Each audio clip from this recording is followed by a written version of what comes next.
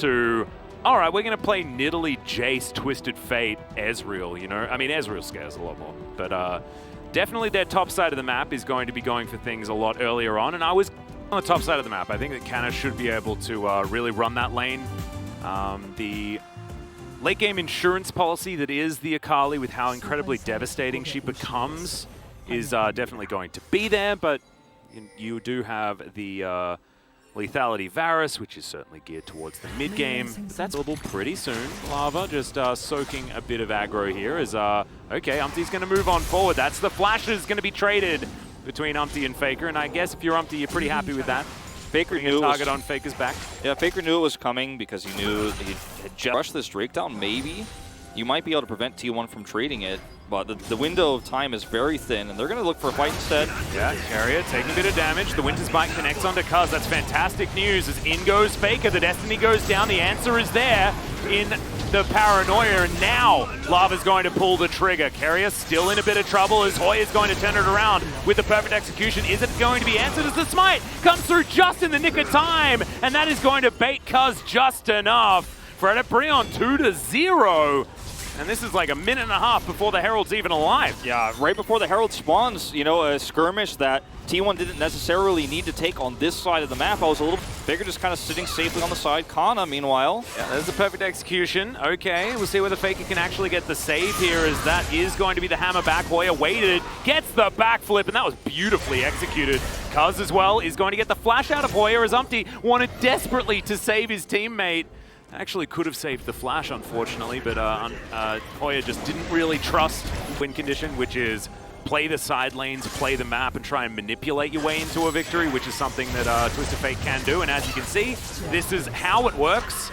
You get the stun down, and then you ask your good old kitty cat to come through and knock down the pin. That was kind of a... Yet, but that is certainly cool information, as Cuz is going to barely miss that spear onto Delight, as now the Destiny comes in, and this is where you need to use them, as Teleport comes on down, and now the turn is going to be attempted as all of FREDIT BRION dive on top of T1. Lava just evaporates, though, and they trade it for Carrier, but a 1-for-1 is good news for T1, as now Faker is looking to keep them at arm's length and try and take down these low health targets. Another gold card going to be locked here, but no minions. Yeah, I do like the kite back from FREDIT BRION, and the piercing arrows are going to make sure that that T1 aren't going to be able to chase too much further. But it's the trade you want, right? Like you said, for T1 here at this moment, you know, they are able to take the support out, but that's not what you want. You'd rather take out a DPS, so T1 get to push the issue a little bit further.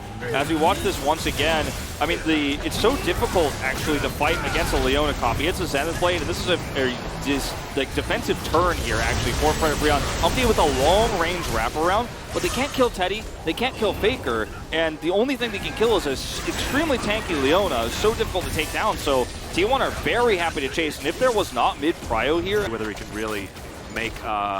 FREDIT BRION's life better, because I still like what FREDIT have got together as far as you know, trying to take on this poke/split comp. As okay, Solar Flare is going to connect, immediate cleanse from Henna as he looks to get out, but Umpty is not going to be so lucky. Okay, in goes Faker, immediately will get knocked up, but now he's underneath the turret looking to take down the Varus, and does so easily. Goes golden as well, as Carrier does the same thing, uses it to also block the Akali damage and stop him from dying, and it's Carrier that gets the kill. Can he get the pog this time? Please! I mean, this is T1 outdoing what FREDIT BRION's comp is supposed to do. They're the ones actually having these long-range initiations in with Carrier, and then they collapse in so perfectly. They toss in all their long range and then engage. I mean, both Jace and the Nidalee here can poke in and then engage in, and it works so well when you have that free engage from the Carrier, and this should just not be happening for FREDIT BRION. They walked right into an area where T1 were grouped up, ready to fight.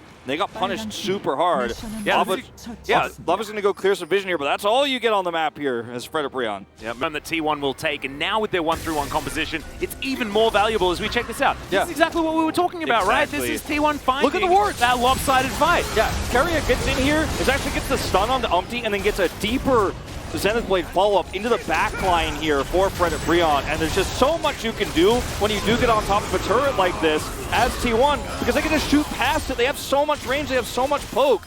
and FREDIT BRION could not walk into that without any vision control. There were like 17 wards in there for T1 and not a single one for FREDIT BRION. And if you don't know where Keria is, if you walk in and get stunned like that, I mean, that's just lights out. T1 completely turning this game around now. And yes, it is going to be an Ocean Soul here, but T1, I don't think they care as much about the Drakes and their deficit there as much as they care about winning every single upcoming fight, which it feels like they're in position to do. Yeah, they should be down this inner turret. Will the inhibitor also fall? They have so much poke, so much siege, they can push with the Baron buff extremely well, T1 can. And if you try to defend the turret, if you step over the line, if there's no minions, you're just going to get blasted by shock blasts. You're going to get shot by Nidalee spears. Baker's going to stun you from a million miles away. Well, here's the paranoia. In goes FREDIT BRION looking for their opportunity. Okay, Lava has to immediately get out of there as Umpty not going to be so lucky. Normally, the Udyr can run real fast, but unfortunately the damage is just too high, and now T1 will steamroll the bottom side. There's the Destiny utilized from Faker to make sure that he can get towards this inner turret where they have a minion wave all set up and ready to be taken down. And I love this. It's such a different game to game number one, right? It's so different. T1 are really trying to take the initiative in so many opportunities they're given. Yeah. It shows a different side, right? It really does, and it shows you last game, I mean, their composition was so good at scaling, they didn't need to do this, but in this game, they're just trying to take way more control because their comp can punish any overextensions or any dives in. You know, they have so much CC that when you do see Lava ult in like that, T1 could turn on him so easily. All Faker has to do is flash, and the whole engage is dead. Yeah. T1 realize that they can just group up and look for this top lane inhibitor turret, but they do run out of minions. So now just going to back away. And is still doing a lot of damage. This guy has somehow like 315 CS at this point in the game. He's still very strong. You can see T1 is almost playing like the half Whoa.